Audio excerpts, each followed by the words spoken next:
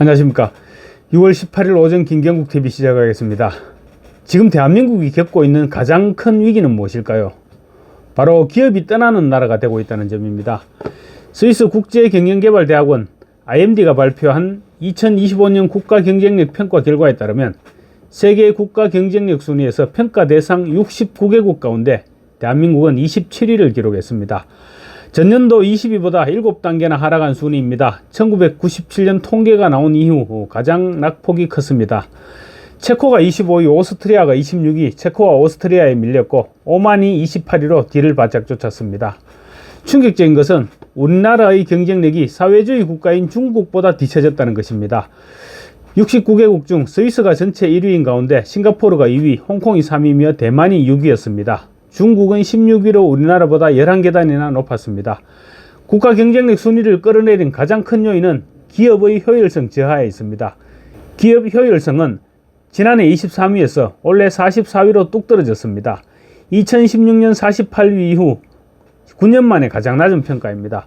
우리나라가 세계 10위의 경제권이니 어떠니 하고 있지만 기업 효율성 평가 세부 항목을 보면 생산성이 45위, 노동시장 유연성은 53위, 금융이 33위, 경영관행이 55위, 태도 및 가치관이 33위 등 모두 하락세를 면하지 못하고 있습니다.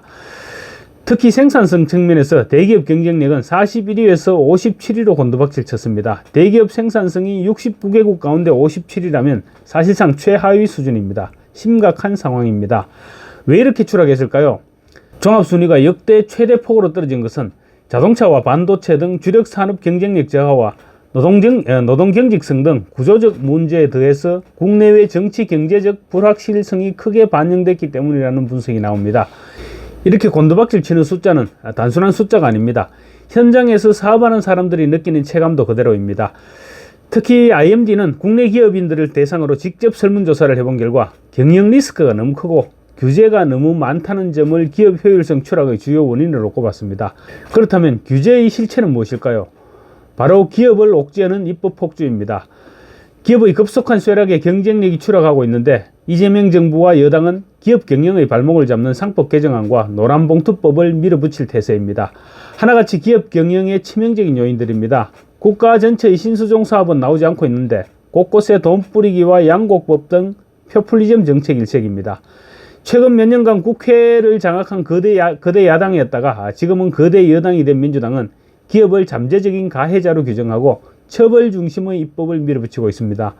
민주당의 밀어붙이기로 현재 시행 중이거나 앞으로 시행될 반기업법들을 살펴보면 우선 첫 번째로 노란봉투법이 있습니다. 이 법은 불법 파업으로 인한 손해에 대해서 기업이 손해배상 청구를 하지 못하게 하는 법안입니다. 게다가 파업 주체가 하청이나 비정규직이라고 하더라도 원청기업이 직접 교섭하라는 식입니다. 이 법이 통과되면 대기업은 수백 수천 개의 하청, 재하청, 제재하청 등 소규모 업체와도 직접 교섭을 해야 됩니다. 공급망 마비, 영업방해가 발생해도 기업은 속수무책입니다. 중대재해처벌법도 있습니다.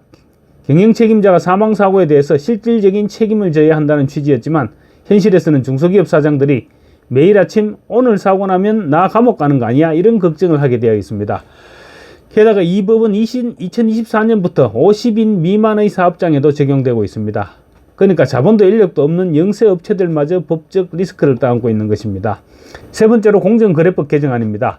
총수 일가가 20% 미만의 지분을 가진 비상장 회사까지 규제하겠다는 것인데 사실상 그룹 내 자율적인 구조조정이나 신산업 진출이 힘들어집니다.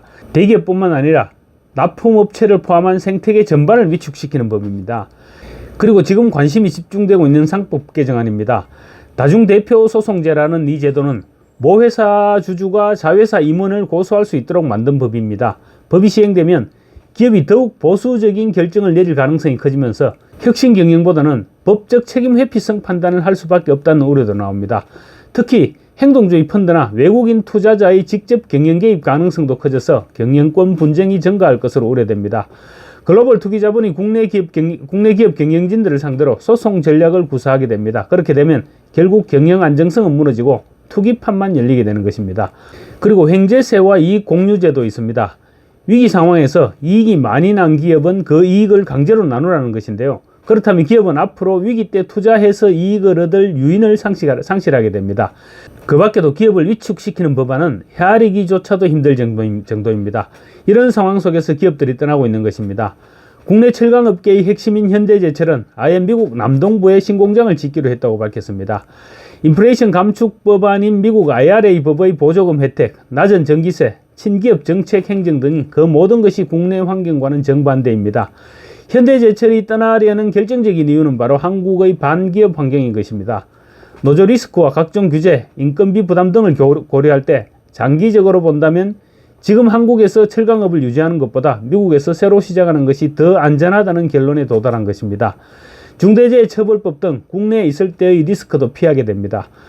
현대제철 미국 공장 추진은 글로벌 공급망 재편이 아닌 탈한국의 상징이 되어가고 있는 것입니다. 현대제철만의 이야기가 아닙니다. 삼성전자는 미국 텍사스주에 20조 규모의 파운드리 투자를 계획하고 있습니다. LG에너지솔루션은 GM과 손잡고 미국의 배터리 합작 공장을 설립키로 하는 등 2024년 이후 미국과 유럽에 6개 이상의 배터리 공장을 신설키로 했습니다. SK하이닉스도 미국 클레이튼이라는 지역에 반도체 패키징 공장을 설립하겠다고 발표했고, 하나그룹은 태양광 사업 중심지를 미국으로 이전 중입니다. 포스코 역시 유럽과 인도네시아 신사업을 집중하고 있습니다. 확정 공개된 해외 투자만 해도 600억 달러 이상이고, 추가 공장 건설 및 사업 확장을 더하면 700에서 1000억 달러 수준으로 예상됩니다. 국내에 투자해야 될 100조 원이 넘는 돈이 해외로 빠져나가는 것입니다. 국내에 만들어져야 할 일자리가 그만큼 해외로 빠져나가게 되는 것입니다. 여러 가지 이유가 있겠지만 반기업 정서와 반기업 입법이 주요 원인입니다. 국내에서는 세금과 규제 그리고 노조 리스크만 높아지기 때문입니다.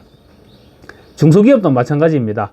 코트라 보고서에 따르면 최근 5년간 1300여 개 중소기업이 동남아와 미국으로 공장을 이전하고 있습니다.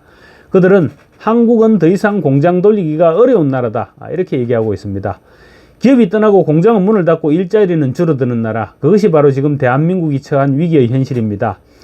한 외국인 CEO는 한국의 최대 리스크는 정치라고도 말하고 있습니다. 정치가 표를 의식해서 기업을 때리는 동안 진짜 일자리는 사라지고 세금은 줄어들며 청년들은 미래를 잃어가는 것입니다. 지금 이 순간도 수많은 기업들이 한국을 떠날지 남을지 고민하고 있습니다. 정치권, 특히 좌파 정권은 지금이라도 깨달아야 됩니다. 그런데 이재명 정권은 입으로는 친기업을 외치면서 반기업법을 남발하는 등 행동은 반기업을 향하고 있습니다. 기업이 살아야 나라가 살고 정치가 기업을 돕지 않으면 기업은 국경을 넘는다는 말이 있습니다. 이재명 정부가 특히 귀 기울여야 할 말입니다. 감사합니다.